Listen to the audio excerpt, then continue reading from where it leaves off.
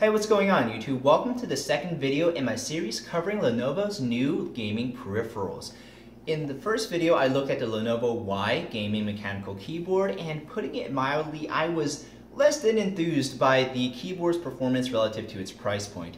In this video, I'm going to be looking at their Y gaming mouse. Yes, that is, again, exactly what it's called. Nothing fancy about Lenovo's nomenclature for their gaming peripherals, just going along with the logo for their gaming peripherals, I suppose.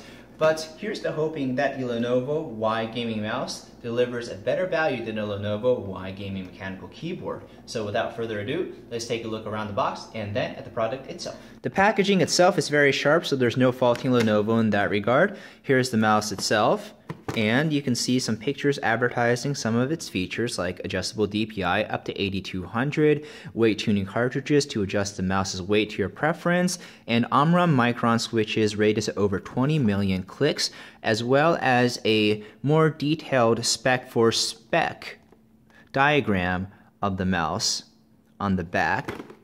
And again, some more pictures with some of its features, like 9 programmable buttons, ergonomic design with the logo that breathes, and a braided USB cable that's 1.8 meters long. So the product itself, here we go with, suppose it's the warranty information, quick start guide.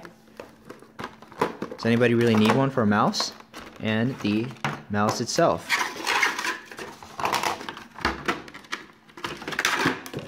So yeah, here's the cable that is non-detachable. Again, wish this was a feature on the mouse, and the weight tuning cartridges that you can remove. There you go. So yeah, you can add or remove those depending on your preference. They're not super easy to do so, but you can remove them in 5-gram increments according to your preference, but I'll probably leave all of them in because I like my mice to be on the heavier side. Real mice have curves. So that's pretty much all of the features of the mouse I can talk about without actually using it. So let's plug in the mouse and use it for some games. Now I have the Lenovo Y gaming mouse plugged in and sat next to comparable gaming mice. And when you saw the original unboxing, I think you could get the sense that this mouse was really large, but on camera it's very difficult to convey exactly how large until you have it sat next to other comparable mice. And this is the Lenovo Y versus the Razer DeathAdder. You can see the Lenovo Y is both wider and longer, but not as tall. The Razer DeathAdder does have a larger hump here, and when compared to the UTech Smart MMO gaming mouse, again, even with the ring finger extension, the Lenovo Y is wider and taller than the UTech Smart MMO gaming mouse. So I really don't have any hesitation in saying that the Lenovo Y gaming mouse is going to be within the top 3 largest gaming mice on the market. Usually the Razer DeathAdder is going to be one that sets the standard for size comparisons, or the Razer Naga MMO edition. So moving on, the mouse has up to 8200 adjustable DPI, and you can hear the ambulance rolling past my window. It's an inevitability in living close at a hospital. It has 30G max acceleration and a max speed of 150 IPS. It has up to 1000 Hertz polling rate, and the DPI adjustment is here. You have 4 levels of DPI adjustment. So let me go back to the first one. 1 light means you have your first level of DPI. 2 lights, second, 3, actually no, 2, 3 is 3, and all 3 is your highest level of adjustment. So you can set the DPI using the software, which we'll see in a second, to be scalable however you like. You could have the DPI settings be 500 DPI. No, I don't think you can go that low. Maybe 1000 DPI, 2000, 4000, and then 8000, or you could do 2000, 4000, 6000, 8000. So however much you want to change the increment of the DPI adjustment, you can do that. The scroll wheel, as I mentioned in the beginning of the video, I do wish that there were more distinct bumps or tactile clicks when scrolling, but you do have the really nice grippy ridges, so you can kind of tell when you're scrolling or how much you're scrolling through the ridges. But I do wish it was tactile on the level of the Razer that even though this one's a little bit worn in. My brother uses this for League of Legends sometimes, so it's really been put through the ringer. The levels of scrolling are very tactile. I do like the textured feel of the sides of the mouse. It does give you a better gripping surface without being super abrasive. The side buttons are going to be more or less accessible based on your gripping style. If you are palm gripping with as much contact between your hand and the mouse as you can get, then the front button is not going to be super reachable unless you do some adjustment to reach it. But the top left button is going to be pretty easy for you to access. If you are aggressively clawing like this,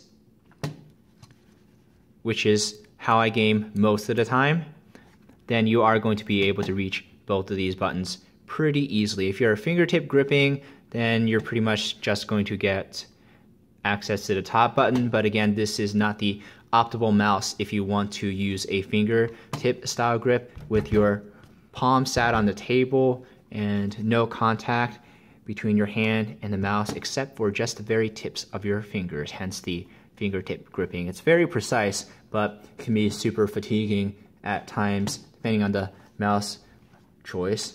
The CM Storm Zornet is a good choice if you want to use a fingertip grip or a claw grip because it has the ring finger rest and it's super small, so you're not going to get any inadvertent contact between the rear of the mouse and your hand. I don't think they make these anymore, but this has been my primary mouse for a while. Moving on, the top buttons next to the left click are again going to be different levels of accessible based on your grip style. If you're palm gripping, you can reach both of these pretty easily without much adjustment of your hand. But if you're claw gripping, then you would pretty much only have access to this button without making a major grip shift. So again, advantages and disadvantages to this mouse shape based on your preferred grip style. But for me, I do really like access to the side buttons when claw gripping, and these top two buttons, I don't play any games that have much need for a lot of macro commands or quick access. I really only need the side buttons, the scroll wheel, and the clicky scroll wheel. So it's not a deal breaker for me to not have quick access to the top button next to the left click. The mouse's sensor tracks well across a variety of surfaces, like on the fine weave of the Razer Goliathus Speed Edition and on the thick weave of the SteelSeries mouse pad, which is my preferred mouse pad. Here are some quirks I have with the mouse's build quality. The DPI adjustment button has some wiggle to it, as you can see, so it's questionable whether it's going to withstand the test of time. The side buttons next to the left click have more of an angular depression instead of a straight up and down depression. Nothing major, but it's not the preferred type of button press that I would like. I would like all of my buttons to have a straight in and out. The side buttons, again, super clicky. I don't have a problem with reaching them when using my super aggressive claw grip. When casual browsing or just editing videos, I really like how much empty space there is here, so I can rest my thumb atop the texturing and I can still access by default it's the page down button there. So when casual browsing, I grip with a casual claw. When gaming, I grip with an aggressive claw and then change to a palm grip when needed. So I do a lot of grip adjusting, but this mouse, it stands up to the test of my grip preferences. So let's take a look at the software. Oh, I should say, I love how much surface area there is in the click area. Like, you can be palm gripping and click with your joint. So super awesome how much surface area there is devoting to click. So even when fingertip gripping, look how much room you have to click. Like that right there, that is where clicking can begin. Oh, even back, wow, the click range, love it, love it. Love how much click range there is. So let's take a look at the software and some of the features of the mouse. All right, so I have the mouse plugged in, the lights dimmed, and we're ready to go with software demonstration. You can map the left click, right click, scroll up, scroll down, scroll click, left, left up, left, left down, and left side, top, and left side, bottom buttons. So that makes 9 programmable commands. 7 buttons, but the scroll up and scroll down count as programmable commands. So 9 total programmable functions. Yeah, so you can assign them to regular keyboard functions, regular mouse functions, media functions, as well as assigning the macro. So if I want to assign this button instead of being, the forward button when browsing, can assign it to be a macro. So you just record your macro how you want it. So start recording B23, and then you can add different timing delays if you want, or you can just have it go sequentially without delays. And then now button 9 should be the macro that I just assigned. Moving on, you can set the polling rate as well as manually enter the DPI, adjust the sensor sensitivity, the scroll speed, and the double click speed, and you can actually adjust the backlight timer. So you can have it utilize a sleep setting where it'll automatically turn off after a set number of minutes. You can adjust the brightness, and you can also adjust the speed at which the mouse breathes, the light breathes, or you can disable it entirely.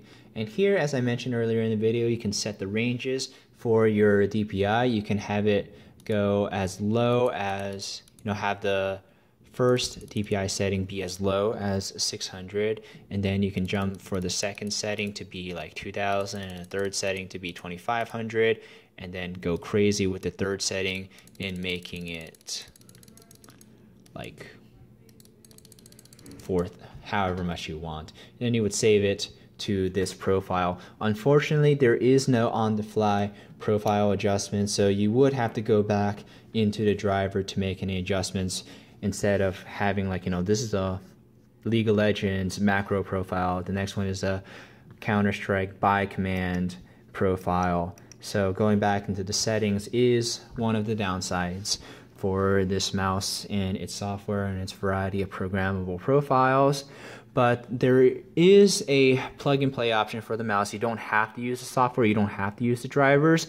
If you don't use the driver for the mouse, the DPI settings are like 1600, 2000, 3200, and something like that. So yeah, you have a range of DPI settings in the beginning, and then these will be the volume of commands, and these will be the page back and page forward buttons. So you can use plug and play, or you can use the drivers to set your profile according to your preferences. So let's go into the conclusion and talk about this mouse's relative value and my final score. In summary, I am very happy with the performance of the Lenovo Y Gaming mouse. The sensor tracks well, it's very comfortable in your hand with the aggressive texturing on the sides. The switches are super responsive, especially with how much area is clickable on the left and right clicks. The software is very intuitive and easy to use, one of the best looking interfaces on any gaming driver software I've had the pleasure of using. It does have adjustable weight tuning cartridges. Oops, that wasn't super slick, David. What else? This mouse isn't going to be for everybody though, because it favors either a really large hand or a super aggressive gripping style. palm grippers are going to get the most benefit out of using the mouse, those who like to have as much contact between their hand and the mouse as possible. Only that way can you comfortably reach the side buttons. But claw grippers like myself can have some success. You're just not going to have as easy access to the top button here. Fingertip grippers, those who only like to have their fingertips on the mouse and not so much of the rest of the hand on the mouse, should opt for a much smaller mouse. So definitely, if you do prefer either a larger mouse or to have a super aggressive palm grip, then this mouse should be one that you would consider. It's a very big departure from the Lenovo Y gaming mechanical keyboard in terms of quality. If Lenovo had put as much effort into designing the Lenovo Y gaming mechanical keyboard as the Y gaming mouse, then I think the gaming keyboard would have been a winner. But as it stands, I cannot endorse the gaming keyboard for anyone, especially at its price point, but I will, without hesitation, endorse the Lenovo Y gaming mouse. It's about $55 on Amazon, super competitive with comparable mice like the Razer DeathAdder Any Edition 2014, etc. But the Razer DeathAdder Chroma, I think. I don't think they really produced a 2013 edition with the blue lighting much, but you should still be able to find one if you're really intent on getting the blue Razer DeathAdder. So this is a very competitively priced, feature-packed mouse, and it gets a B+ rating from me. Thank you very much for watching this video. My name is David, and I will see you in my next review.